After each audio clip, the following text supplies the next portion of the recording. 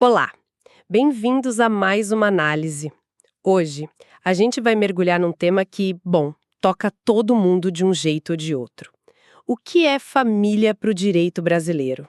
Um tema que parece simples, mas não é. Nem um pouco. É um campo de batalha, na verdade. E as nossas fontes para essa conversa são bem ricas, sabe? Temos trechos do Manual de Direito das Famílias, da jurista Maria Berenice Dias, artigos dela sobre adoção, Tem também uma pesquisa acadêmica, uma decisão importante da STJ. e até uma palestra TEDx que bota o dedo na ferida. A nossa missão aqui é tentar entender como o direito, que às vezes parece tão lento, está correndo para acompanhar a sociedade. Exato. Vamos explorar como saímos daquele modelo único de família, sabe, de porta-retrato, para um universo onde o que mais conta, parece, é o afeto. Exatamente. E o interessante é que essa história não é linear. As fontes mostram uma tensão, um cabo de guerra constante entre a tradição e os novos arranjos familiares que estão aí batendo na porta do judiciário e pedindo para existir. Não é só sobre a lei, então. Não, é sobre uma revolução cultural que acontece dentro dos tribunais. Para começar, tem uma frase da Maria Berenice Dias que é quase um soco no estômago. Ela diz: família é uma coisa, ser parente é outra. É forte, né? Muito. Ela diz que família de verdade nasce do afeto, da escolha. Já os parentes ela chama de fatalidade biológica. Família para ela é quem fica do seu lado quando a coisa aperta. E essa ideia, que parece radical, abriu a porteira para tudo que veio depois. O fascinante é como isso mudou até o jeito de falar dos profissionais do direito. A gente parou de usar direito de família no singular. Como se só existisse um tipo. Exato. E passamos a falar em direito das famílias, no plural. Parece só uma letra, um detalhe, mas a mudança de sentido é gigantesca. Imagino que para um juiz, sei lá, formado nos anos 70, isso deve ter sido um choque. Total. Pensa nesse juiz. Ele aprendeu a vida inteira que família era pai, mãe, filhos, casados na igreja. De repente chega na mesa dele um caso de um casal do mesmo sexo querendo adotar, uma avó que cria um neto como filho. A realidade batendo na porta. E essa mudança de nome reflete essa briga. Não foi uma coisa que mudou no papel e pronto. Foi uma luta, em cada fórum, para a lei reconhecer a vida como ela é. E o grande ponto de virada foi a Constituição de 88, né? As fontes usam uma expressão forte, dizem que a Constituição espancou séculos de hipocrisia. Uma expressão do jurista Zeno Veloso. E é isso mesmo. Porque ela disse com todas as letras que união estável é família. E que a família monoparental, aquela formada só pela mãe ou só pelo pai com os filhos, também é família. Deu a elas a mesma dignidade, a mesma proteção do Estado que o casamento tinha. E o que sustenta tudo isso é um princípio que nem está escrito lá, né? Exato, o princípio da afetividade. A palavra afeto não aparece na Constituição, mas os tribunais começaram a enxergar que ele era o fundamento de tudo. É a base. É a base. A própria Lei Maria da Penha, quando vai definir o que é um ambiente familiar para proteger a mulher, não fala de casamento. Ela fala em relação íntima de afeto. O que passou a valer foi isso. Se tem cuidado, se tem uma vida em comum, isso começou a pesar mais que um papel. E para a gente ter noção do tamanho dessa mudança, vale a pena olhar para trás. Como era a família no Código Civil de 1916? Nossa. Era uma caixinha bem rígida, tinha que ser dentro do casamento. O homem era o chefe da sociedade conjugal. A mulher era relativamente incapaz. Precisava da autorização do marido para, sei lá, trabalhar. E os filhos fora do casamento? Esses eram os ilegítimos. Eram fantasmas para a lei. Não tinham direito a nada, nem ao nome do pai. Era uma punição. Era uma estrutura de poder, não de afeto. Sem dúvida. E ela foi sendo desmontada peça por peça. Primeiro, em 62, o Estatuto da Mulher Casada devolveu a capacidade civil plena à mulher. O que hoje parece óbvio, né? Hoje sim, mas foi uma revolução. Depois, em 77, a lei do divórcio. Antes, o casamento era para sempre, fim de papo. As pessoas viviam presas em relações infelizes, abusivas, sem saída. É impressionante pensar nisso, que até 1977, a ideia de que um casamento deu errado simplesmente não tinha solução legal no Brasil. Nenhuma.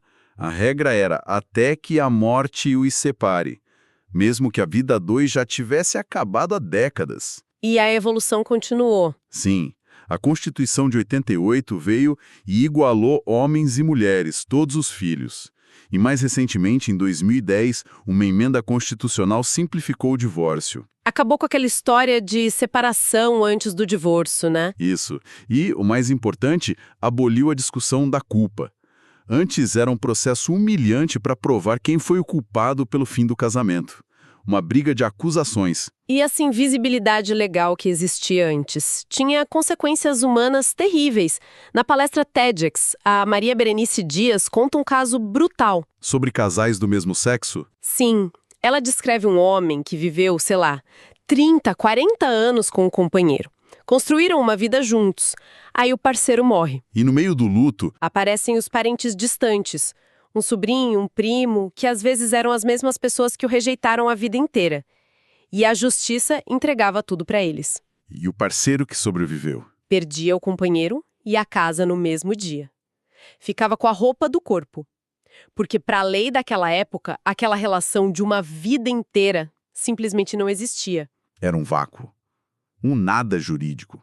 É de uma crueldade que a gente hoje nem consegue imaginar. E essa conversa sobre afeto ser mais forte que o sangue leva a gente direto para a adoção, né? Que as fontes chamam de a paternidade do futuro. Porque é uma paternidade que nasce da escolha, do desejo, não do acaso biológico. A lógica se inverteu. A ideia hoje é encontrar uma família para uma criança, e não uma criança para uma família. Só que aqui a gente encontra uma contradição gigantesca na nossa lei. O Estatuto da Criança e do Adolescente, o ECA, ainda se apega muito à família natural, à biológica. E a família extensa, os parentes? Exato. A lei manda fazer uma busca exaustiva por qualquer parente, por mais distante que seja, antes de a criança ir para a adoção. Mas espera um pouco.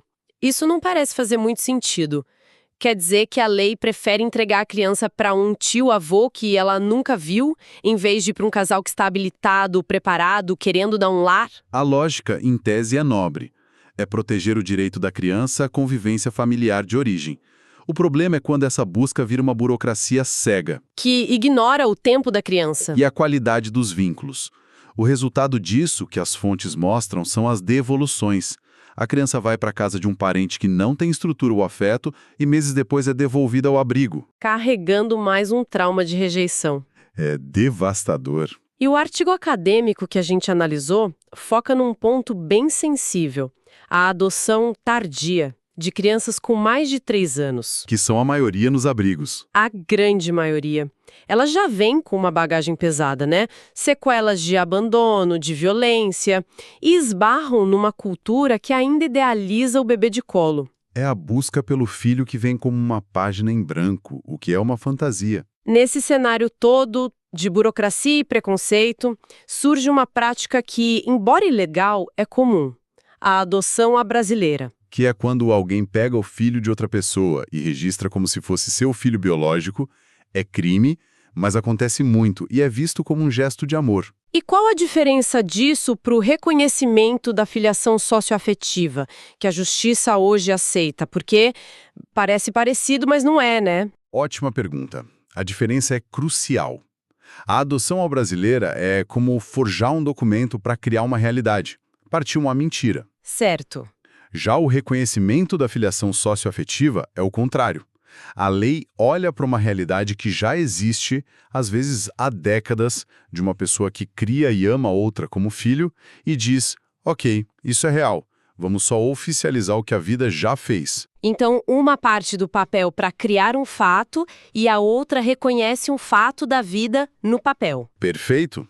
O afeto, o tratamento de filhos já existem. E a decisão da STJ que a gente tem nas fontes vai nessa linha. Permitiu que avós reconhecessem a neta, já maior de idade, que sempre criaram, como filha socioafetiva. Exatamente. A lei proíbe avós de adotarem netos para não confundir as gerações. Mas o tribunal disse: calma, isso aqui não é adoção, é o reconhecimento de uma vida de afeto. Mostra uma maturidade do judiciário, né? Sem dúvida. Olhar para a função da família e não só para a forma. E toda essa carga emocional, essas histórias de amor, de abandono, tudo isso acaba nos tribunais. Tem uma frase do Rodrigo da Cunha Pereira que é de uma tristeza. Ele diz: são os restos do amor que batem às portas do judiciário. É uma frase pesada e muito verdadeira. Chega a arrepiar. Diz tudo sobre o que chega ali. Não é o começo, é o fim doloroso. E é por isso que a justiça percebeu que uma sentença fria de um juiz muitas vezes só joga mais lenha na fogueira. Por isso, incentivo hoje para mediação, para conciliação.